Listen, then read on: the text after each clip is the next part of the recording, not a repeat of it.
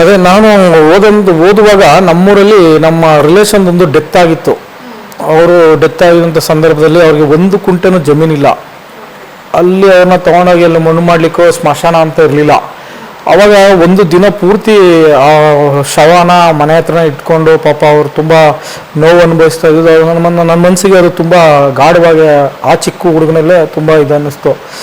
ಅವತ್ತು ಆ ಕೂಡಲೇ ಆ ಸ್ಥಳಕ್ಕೆ ತಹಸೀಲ್ದಾರು ಮತ್ತು ಸರ್ಕಲ್ ಇನ್ಸ್ಪೆಕ್ಟರ್ನ ಕೂಡಲೇ ಕರೆಸಿ ಆ ಸರ್ಕಾರಿ ಗೋಮಾಳ ಏನಿತ್ತು ಅದನ್ನು ಸರ್ವೆ ಮಾಡಿಸಿ ಅವತ್ತೇ ಸ್ಮಶಾನನ ಮಂಜೂರು ಮಾಡಿಸಿ ಅವತ್ತು ಆ ಶವನ ಅಲ್ಲಿ ಸಂಸ್ಕಾರ ಮಾಡಿದೆ.